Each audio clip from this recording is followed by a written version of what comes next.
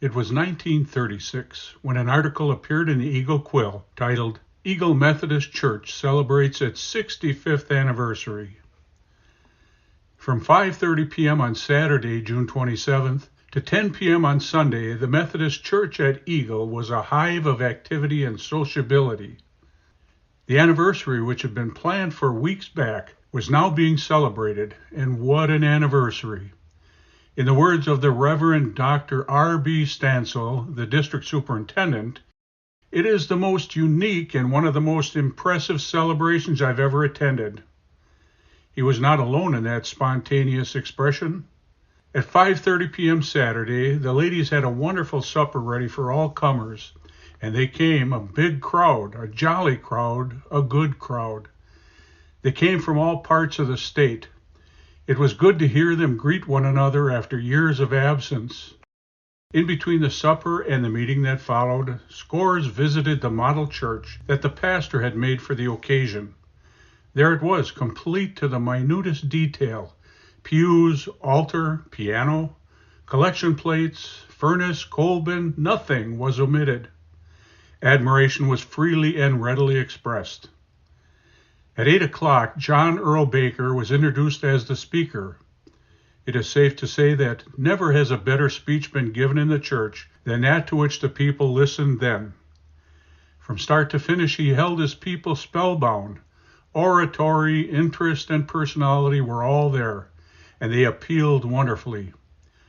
Sunday morning at 9:30, the church was filled with worshipers, many of whom had been brought up in the church and had been away for years.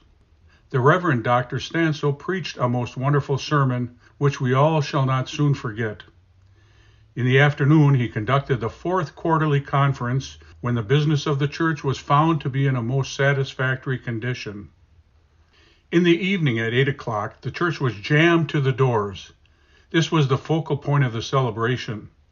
97 people were to take part during the proceedings.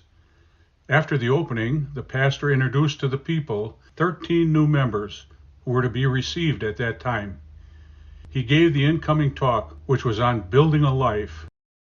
Mr. Richard Williams was actually constructing the model church, each part he fitted being relative to the building point the pastor had just raised.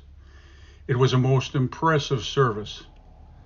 And then came the reading of the church's history, which went back for 100 years. That gave to the people an idea of the trail Methodism had blazed in this community during that time. By this time, a temporary frame had been erected around the model church, in which were candle sockets.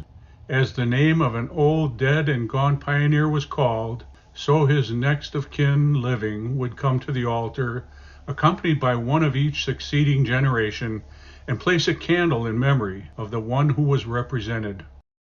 14 were thus commemorated.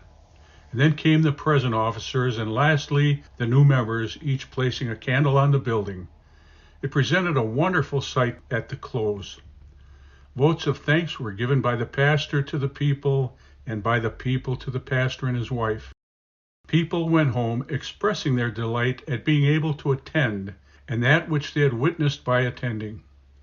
150 postcards of the pastor and the model church, as produced in the Milwaukee Journal on Sunday, were sold during the celebration, while a beautiful 5-layer cake donated by Mrs. William Stevens of Racine was cut into 100 pieces and sold. Yes, it was a wonderful time.